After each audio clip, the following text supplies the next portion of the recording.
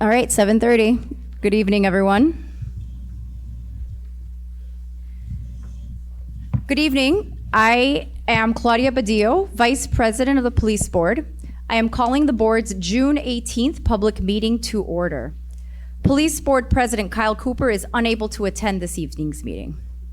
We thank CAN TV for recording this meeting. Unfortunately, they are not able to carry the meeting live tonight because of some equipment damage caused by a recent storm. However, we will have the YouTube link up on our website as soon as it becomes available. Along with myself, we have the following board members attending in person this evening: Stephen Block, Tyler Hall, Catherine Liss, Arlette Porter, Andrea Safakis, Justin Terry, and Cynthia Velasquez. In addition to the police board members, we have the following city officials here with us this evening. We have Chief Angel Navales, who is representing Superintendent of Police Larry Snelling. We have the Chief Administrator of the Civilian Office of Police Accountability, LaKenya White. The Deputy Inspector General for Public Safety, Tabara Richardson. Commander Jonathan Medina from the Chicago Police Department's Bureau of Internal Affairs, who is representing Chief Timothy Moore. And the Assistant General Counsel to the Superintendent, Vaughn Gagnon.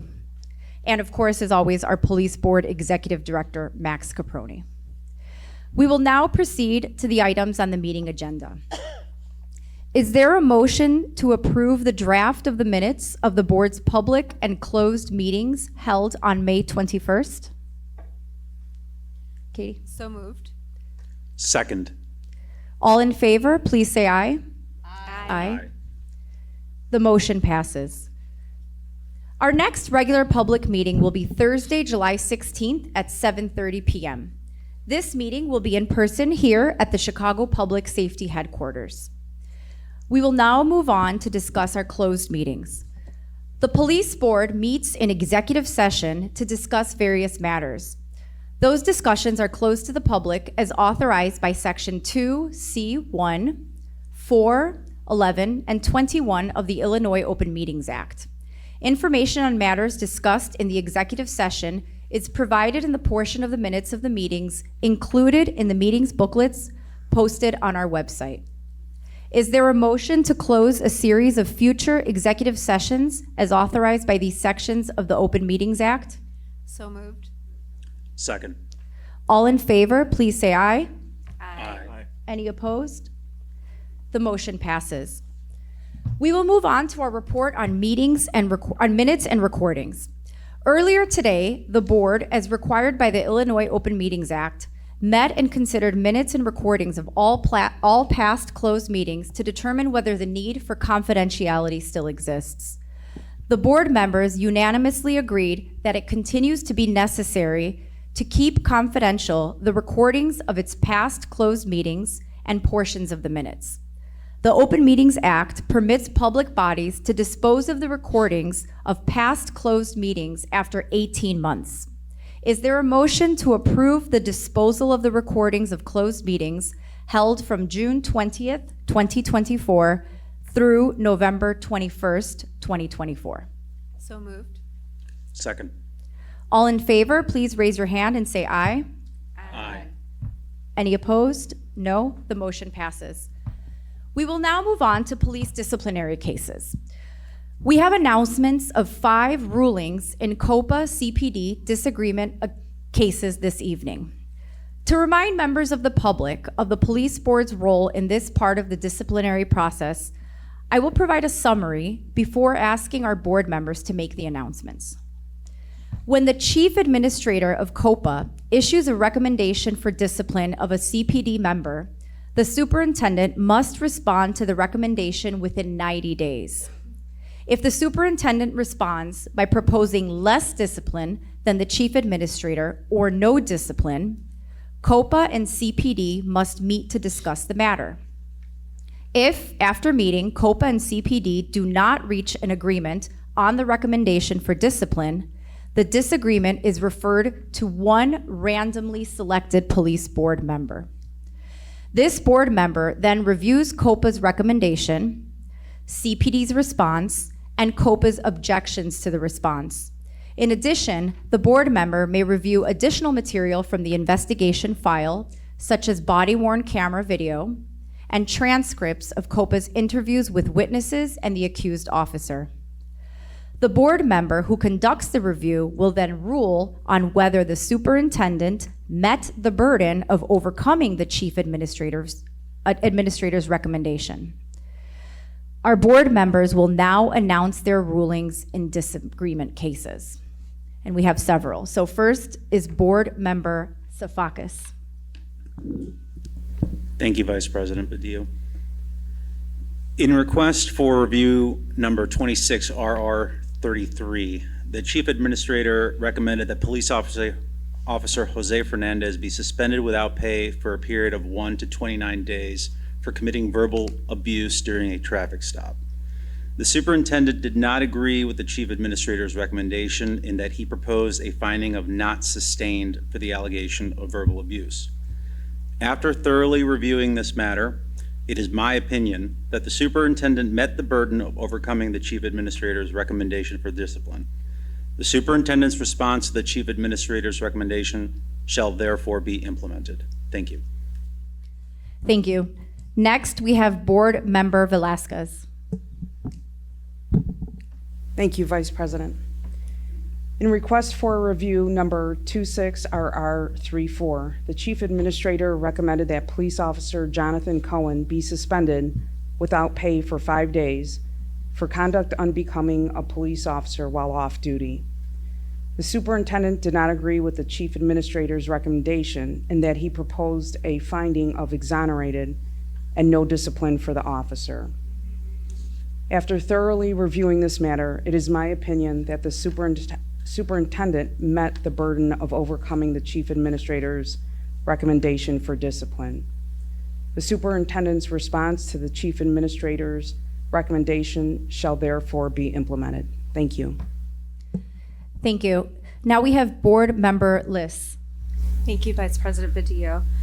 In request for review number 26RR36, the Chief Administrator recommended that Police Officer Charles White be suspended without pay for 45 to 60 days for striking a woman during an off-duty domestic altercation. The superintendent did not agree with the Chief Administrator's recommendation in that he proposed a finding of not sustained for this allegation, arguing that the burden of proof has not been met. After thoroughly reviewing this matter, it is my opinion that the superintendent did not meet the burden of overcoming the Chief Administrator's recommendation for discipline. The Chief Administrator's recommendation for discipline shall therefore be deemed accepted by the superintendent. Thank you. Now we have board member Porter. Thank you, Vice President Padilla. In request for review number 26RR37, the Chief Administrator recommended that Police Officer Lawrence Kilgore Wooden be suspended without pay for up to 30 days for failing to use de-escalation techniques and for using excessive force. The superintendent did not agree with the Chief Administrator's recommendation in that he proposed findings of exonerated and no discipline for the officer. After thoroughly reviewing this matter, it is my opinion that the superintendent met the burden of overcoming the Chief Administrator's recommendation for discipline. The superintendent's response to the Chief Administrator's recommendation shall therefore be implemented. Thank you. Thank you. Now, I also have a ruling to discuss. In request for review number 26RR35, the Chief Administrator recommended that Police Officer Timothy Silva be suspended without pay for 15 to 30 days for using excessive force and displaying a firearm without justification. The superintendent did not agree with the Chief Administrator's recommendation in that he proposed findings of exonerated for all of these allegations. After thoroughly reviewing this matter, it is my opinion that the superintendent did not meet the burden of overcoming the Chief Administrator's recommendation for discipline. The Chief Administrator's recommendation for discipline shall therefore be deemed accepted by the superintendent. Those are all our cases for tonight. For each of these cases, a written opinion that provides more information on the incident and explains the board member's ruling will be posted on the police board website chicago.gov/policeboard after this evening's meeting.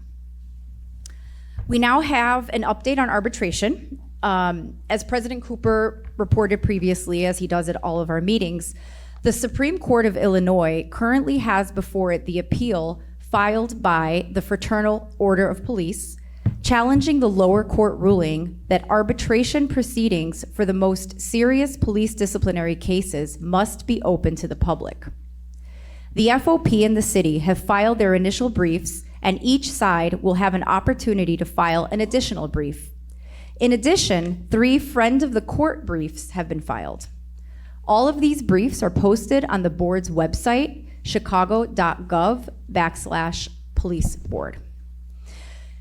Then, after all of the briefs are written, oral arguments will take place, and it appears that it will be toward the end of this year or later when the Supreme Court actually decides the case.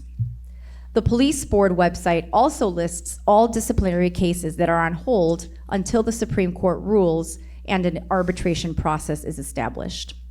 We will continue to provide updates on the arbitration litigation at our meetings and in the news section of our website. We will now move on to the superintendent's report. Chief Navales, can you please give us that report? Thank you. Thank you very much. Thank you, everybody, for being here and taking time out of your day.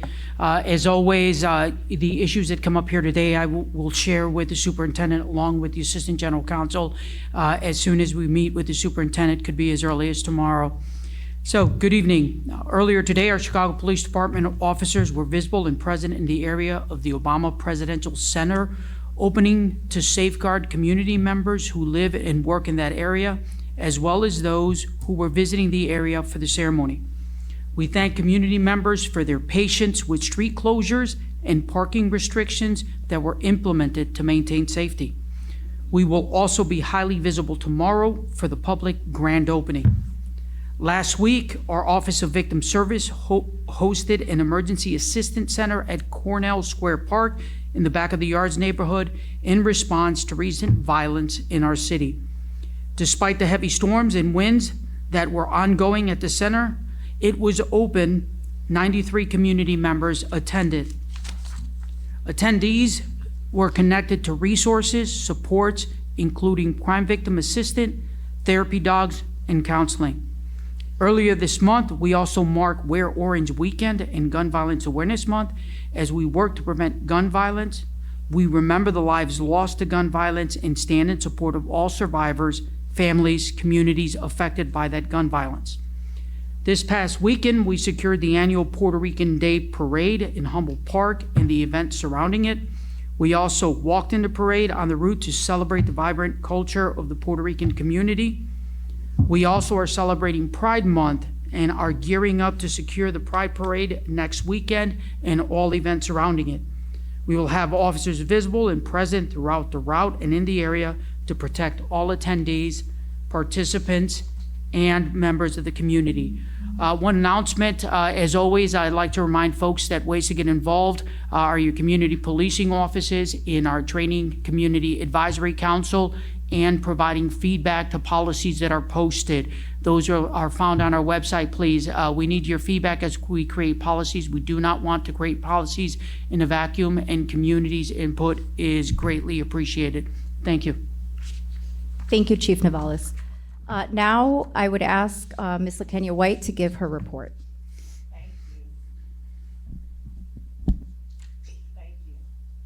Can you hear me? Okay. Thank you to the members of the board. Good evening to the department and to you all in attendance. Tonight, I just want to take a moment to explain the video release that we did the other day. So on yesterday, COPA released video and other materials related to the officer-involved shooting that occurred on August 7th of 2021. In addition to a member of the public being shot by a Chicago Police Department member, the incident resulted in the tragic death of Chicago police officer Ella French and the serious injury of Officer Carlos Yanez Jr. COPA received a Freedom of Information Act, which is a FOIA, requests for materials related to this incident and is required by law to release the relevant materials. Pursuant to court orders entered on August 16th of 2021, COPA was prohibited from releasing materials related to this incident. Those criminal cases are concluded, and the court orders are no longer in effect, therefore allowing materials to be released. As we release these materials, it is important to remember that this video captures a profoundly tragic event. My thoughts remain with Officer Ella French and Officer Yanez, their loved ones, their colleagues, and all those who will forever be affected by those videos. And this is a reminder that the videos that we released yesterday and any other videos that we release, to be respectful, because these videos affect someone and somebody that we know and or love. Thank you. Thank you, Chief Administrator. You don't have anything today, right? Thank you. So we will move on to our public comment section.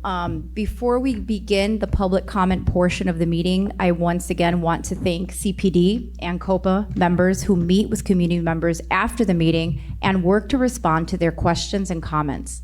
A report of follow-up to community input is available in the public meetings section of the Police Board's website. I will now call upon members of the public who signed up in advance to speak.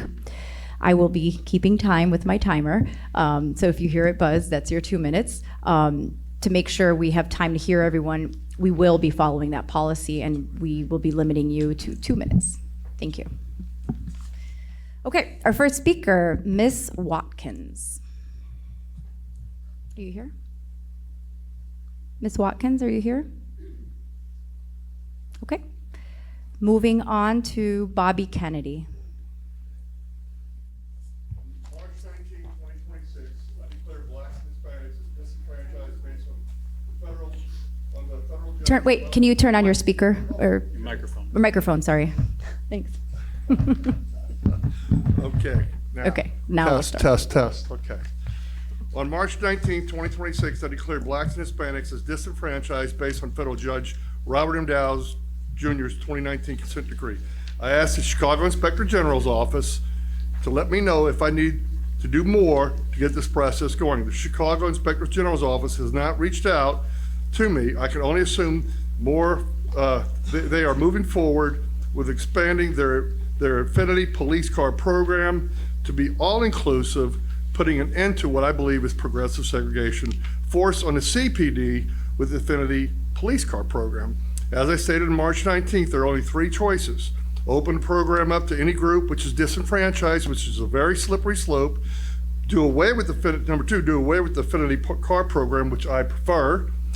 And number 3, ignore me. This will strengthen my argument that I believe Chicago's Inspector General's office is promoting progressive segregation. I can only win on all 3 of these.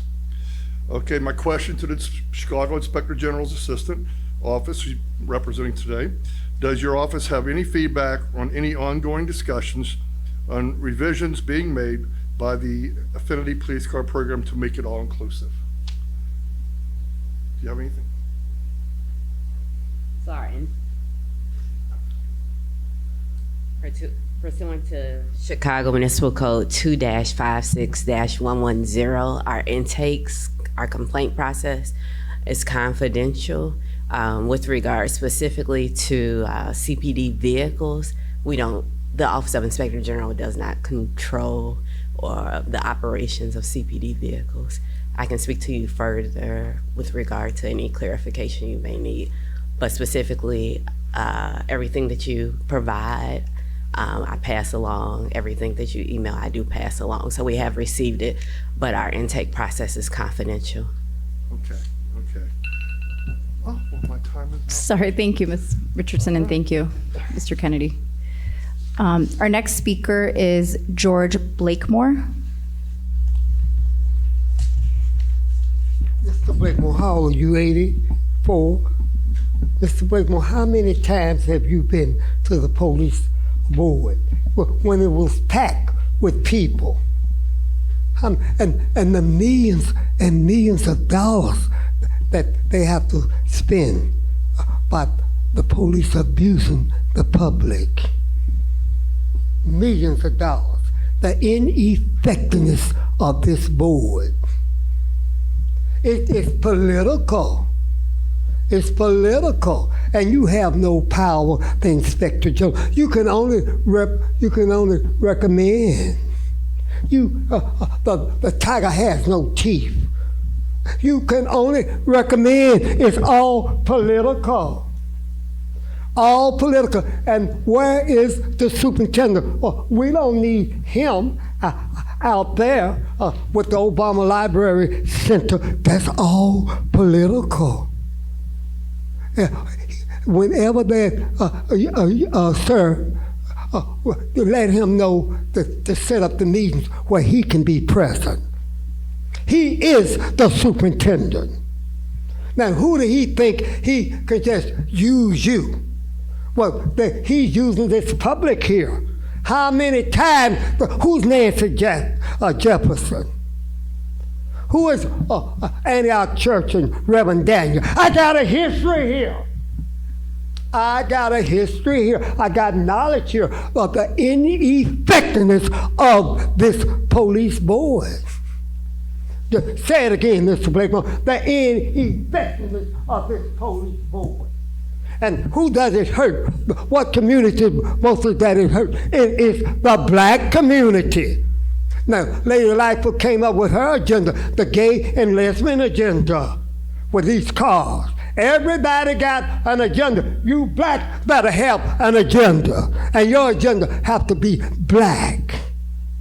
That's your agenda, to empower black people. I hear these things that say, beep, beep, beep, beep, beep. Yo, 3 minutes ago, you got no power. Thank you, Mr. Blakemore. No power.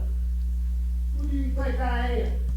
Our next speaker, and I hope I'm pronouncing this correctly, Sheikh Haidara.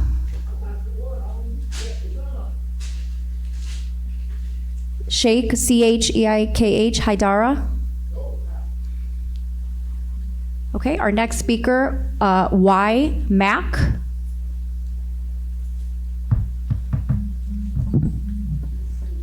Good evening. Good evening. So I use my initial. My first name is Yolanda. Thank you. So I'm actually here. I'm not here to complain. I live in South Shore, and I live near the the Jewels on 75th Street, where, of course, there's a lot of young folks that hangs out. And they are arrested, but they only to return. So my question is, yes, we continue to arrest them, but what can we do long-term to provide some type of assistance to get them off the streets, to help them become functional adults in the community? What is it that we can do? COPA, I mean, there's the CAPS program, some community type policing. I really don't know. I don't have the answers, so that's why I'm here. What is it that we can do to help those young folks? Thank you. Thank you. Our next speaker is Cece Edwards. Okay, so I want to thank you for allowing me to speak. I'm Cece Edwards, and I am president of the Grand Crossing Park Advisory Council, but I'm also a community advocate and a strong advocate for Greater Grand Crossing Park Manor in Chatham. And I'm coming to you today because I was very concerned about public safety on 75th Street. And this is between State and Cottage Grove. After 14 months, we worked very hard as a community to get the BACP corrective action plans for 4 taverns on that strip. But recently, we had 2 shootings in the taverns, 2 in April, one after the other, okay? And the former 6th District Commander, Commander Tate, and former Commander Branch, they have done an excellent job, especially last summer, Chief Novalis, excellent, to rein in some of the violence on 75th Street with ticketing and towing and barring people from entering at night at certain times. But I'm here today because we really are going to need a permanent solution going forward. I'm also requesting the name of the commander for the 3rd District.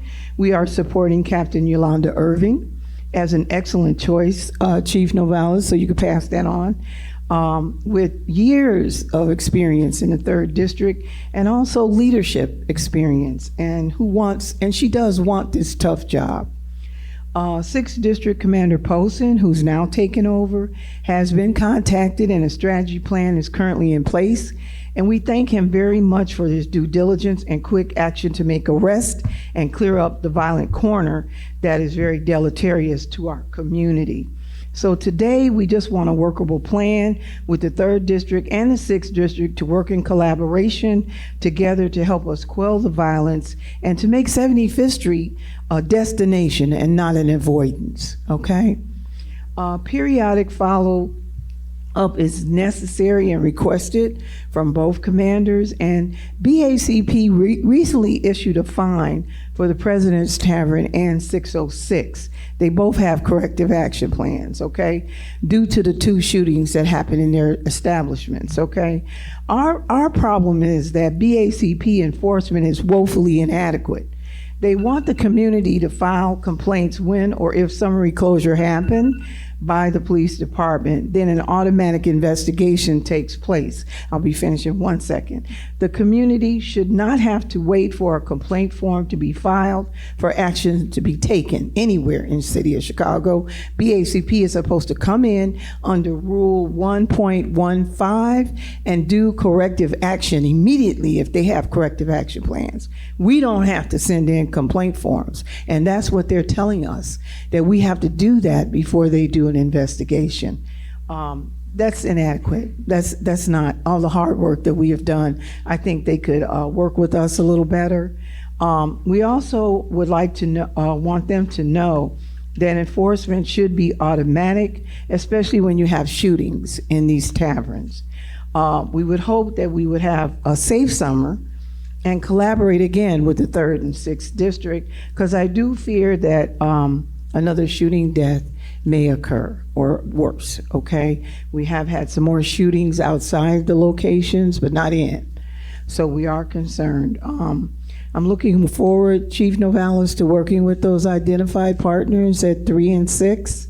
And I gave you brochures from the last year Midnight Circus in Grand Crossing Park, because it's an excellent vehicle for the Park District and the City of Chicago Police Department to attract youth. Okay, we had hundreds of them, and they can be instrumental in working, and getting off the street. So this is one of the things I think we could use to stop some teen takeovers. Thank you, And Ms. thank you Edwards. for allowing me the extra time. Thank you. Mhm. Our next speaker is, I believe, Simon Ogeto. If I said that correctly? Yes. Thank you. Good evening. My name is Simon Ogeto. I reside in the 3rd District, and I'm here courtesy of a great neighbor and activist, Sharon Davis. I have been in the neighborhood since 2004, to be exact. So on the 9th of May, my car was stolen in front of my house at about 8:31. And I called the police, 911, and it was very surprising that, somebody picked up, but nobody showed up. So I ended up actually going to the 3rd District, where I reported the matter. And of course, I was told that it's going to take a minute, because unless the vehicle was driven out of the city cameras, they may not be able to see it. I got a police report, and that police report, it came to find out, was actually insufficient, because after revoking the plates of my car, I had to pay in order to get a replacement of these plates. And the reason is because they said that there was supposed to be another detailed report that would have enabled me to get a replacement at no pay. The other thing is that when I got a call the following Monday that the vehicle had been found at some address here, I think I've included that in my report, 19669 South Crandon, I went there and I was told that some neighbor had actually called about the vehicle. I talked to the officer who was there, and I realized that there was a second vehicle that also had no plates, and I brought this up with the police officer. I would like to know if some detectives were assigned to this case, because nobody has actually called me to tell me any progress on this. So, and it's kind of disturbing because I assist detectives quite a bit because I have cameras in my building, and I kind of felt let down. So I hope that whoever is concerned, I did address this to Officer Corey Juniors.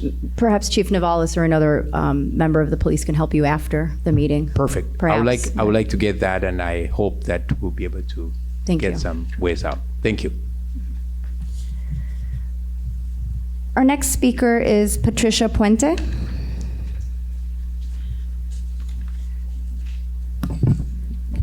Good evening. My name is Patricia Puente. I am here because I'm a little bit with a discontent with the law office, with the law officials. The reason is that I have requested several months for a case to be reopened. And every time I come here, they send me to FOIA, and FOIA always sends me back over here, and I've been back and forth, and I haven't had any response. Who do I talk to regarding this? The other thing is that I've seen the takeover of the teenagers, and I have a concern because my case is that I was asking people to lower their loud music, and I was literally assaulted by the law offices and taken to a hospital. Why? Because these two people that harassed me and pushed me to Hispanic men, no politicians. Shui Garcia and Angie Guerrero Cuellar, the state representative. So then my concern is, because you know politicians, are they allowed to push you and harass you? I'm an elderly, okay? I'm 67 years old. Now, the other thing is, I have a concern. If these teenagers take over and nothing has been done to them and they're destroying properties and this, why haven't they sent them to an institution, to the hospital, like they did to me? I didn't destroy anything. What is going on here? Thank you. Thank you, Ms. Puente. Our next speaker is Jennifer Edwards. Good evening, everybody. Good evening. Happy Father's Day and happy Juneteenth. I want to talk about a couple of things. I'll try to be quick, my 2 minutes. The first thing is we really need a 3rd district commander. It's going on a month. We've recommended and sent many letters in to the superintendent for 2 good candidates, Captain Darwin Butler, who used to be in the 3rd district, who's in the 7th district now, and Captain Yolanda Irvin. It's very critical what's happening out in our communities, and we are really, really requesting that someone be chosen. Maybe if it's not those 2, we need somebody, okay? The captain and the lieutenants are working like crazy because you know what happens this time of year. So thank you, please, Chief Navalis, get to the big guy, please, and let him know that we want this. We lost our 3rd district. He got promoted to deputy chief. The second thing I'd like to talk about is that I put a note on you all's desk regarding the detectives' family liaisons, okay? We are working with them in their CSI program. The person that's over that is Pete Medina, and he has been promoted to lieutenant. So he has to be on patrol, and he's excellent. We're trying to do everything we can. Because of the number of cases that people are being, they're losing their family members and everything else, we need a strong court advocacy program. I called Area 1, all of the districts, all of Area 2, and I found only one good one one period in Area 1, which is in the 3rd district, and one in Area 2, which is in the 5th district. They are putting in victims liaisons, but it's not the same thing. Something needs to be pulled together because we do have a person in the 6th district and there's no court advocacy program there, and she needs to be supported. So we're asking that she be supported maybe in the 3rd district. Can I quickly give the names of the officers that are in the 3rd district? We've got Sergeant Dina Patterson, we've got Officer Alexa Irby, and Officer Nydia Ramirez. And we also have in the 5th district, Roy De La Huerta. These are very good, strong officers in those programs, and it needs to be expanded, not creating something else and not pulling it together. That is the problem of what's going on. We need these detectives and programs to work together. Thank you. Thank you, Ms. Edwards. Our next speaker is Pastor Doyle.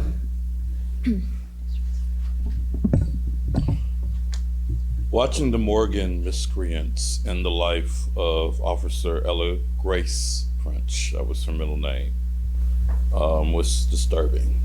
Channel 9, as a former journalist, Channel 9 this morning aired they didn't edit anything. It was disturbing.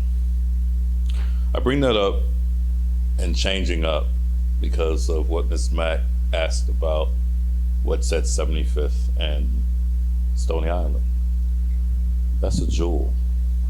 Jewel is jobs.